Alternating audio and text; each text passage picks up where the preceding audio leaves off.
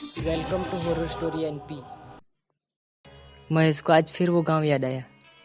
तब महेश सोचने लगा कि वो गांव में मैंने ज़मीन क्यों ली और वहां पर घर क्यों बनाया। लेकिन महेश ने सोचा कि अब ये सब सोचकर क्या फ़ायदा। दोस्तों, ये पैरानॉर्मल घटना महेश के साथ हुई थी, तो ये कहानी महेश के नज़रिए से सुनते हैं। दोस्तों, मेरा नाम महेश है और मैं राजस्थान का रहने वाला हूँ। चलो दोस्तों, अब कुछ समय पीछे चले जाते हैं। मैं पहले गाँव में रहता था, लेकिन थोड़े समय के बाद मेरी नौकरी शहर में लग गई, तो मैंने शहर में घर ले लिया और मेरा गांव में आना जाना बंद हो गया। तो मैंने गांव की ज़मीन बेच दी। क्योंकि मेरे माता पिता गुजर गए थे, तो मैं मेरे बेटे और पत्नी के साथ रहता था। इसीलिए मैं मेरे बेटे और पत्नी को लेकर शहर में आ गया और कुछ सालों बाद मेरी रिटायरमेंट हो गई। तो हम लोग शहर में बोर हो रहे थे, तो एक बार मेरी पत्नी ने कहा, चलो ना कोई एक गांव में ज़मीन लेके घर बना देते हैं। तब मैंने मना किया, तो मेरे बेटे ने भी कहा, पापा चलो ना गांव चले जाते हैं। तब मैं उन दोनों की बात मान गया और मैंने एक गांव में ज़मीन खरीदी और वहां पर घर बना दिया। मैंने घर तो बना लिया था, लेकिन मेरे घर के आजू बाजू में कोई भी घर नहीं था। क्योंकि ज़मीन मुझे सस्ते में मिल गई थी, इसलिए मैंने ज़्यादा ध्यान नहीं दिया था। और कुछ दिन बीतने के बाद हम लोग नए घर में रहने के लिए चले गए और हम लोग नए घर में खुशी से रहने लगे। लेकिन ये खुशी हम लोग के घर में ज़्यादा नहीं टिकी और कुछ दिन बाद मेरे घर में पैरानॉर्मल घटना होने लगी और रात होते ही किसी के रोने की आवाज़ आई। तो हमने सोचा कि ये कोई हमें डराने की कोशिश कर रहा होगा। ये सोचकर मैंने उस आवाज़ पे ज़्यादा ध्यान नहीं दिया। और अगले दिन रात को मेरे घर का दरवाज़ा किसी ने खटखटाया, तो मैंने दरवाज़ा खोला, तो बाहर एक आदमी खड़ा था और वो आदमी बोला, तुम लोग यहाँ पे क्यों आए? तुम लोग यहाँ से जल्दी चले जाओ, नहीं तो मारे जाओगे।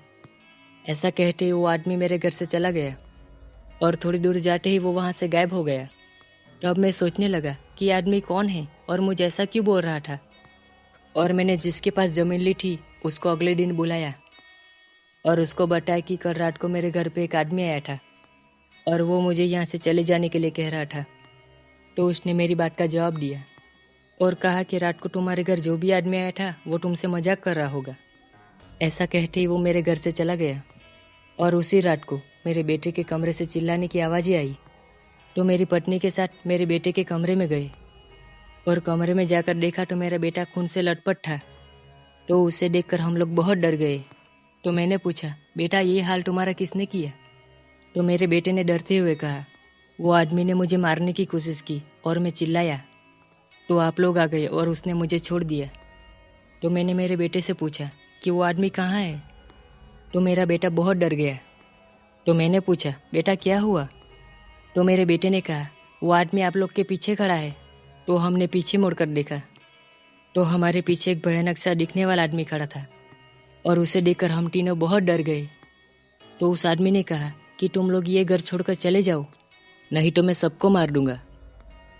ऐसा कहकर वो आदमी वहाँ से गायब हो गया और मैंने ज़मीन खरीदी थी उसको अगले दिन फिर से बुलाया और मैंने उसे कहा कि कुछ दिनों से हमारे घर में अजीब सी चीज़ें हो रही है और कल तो मेरे बेटी को किसी ने मारने की कोशिश की।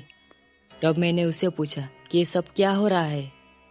तब जाके उसने बताया कि इस ज़मीन पे एक आदमी रहता था और मुझे उस आदमी की ज़मीन चाहिए थी, मगर वो आदमी ज़मीन बेचने के लिए तैयार ही नहीं था। तो मैंने उस आदमी को मार दिया और मैंने उस आदमी को इस ज़मीन में गाड़ दिया और ये ज़मीन मैंने ले ली। और उस आदमी ने मरते हुए कहा था, मैं इस ज़मीन पर किसी को रहने नहीं दूंगा, इसीलिए वो आदमी यहाँ पर आता है। तो मैं उसकी बात सुनकर मैं उस पर बहुत गुस्सा हुआ और मैंने उसे कहा, पहले ये सब क्यों नहीं बताया? तब वो बोला, इसलिए तो मैं तुम्हें सस्ते में ज़मीन दी और तुमने कुछ पूछा भी नहीं। ऐसा कहकर वो मेरे घर से चला गया। तो मैं वापस अपने शहर में चला गया और वापस उस गांव में कभी नहीं आया। दोस्तों, कैसी लगी मेरी कहानी? अच्छी लगी तो लाइक शेयर सब्सक्राइब जरूर कीजिए।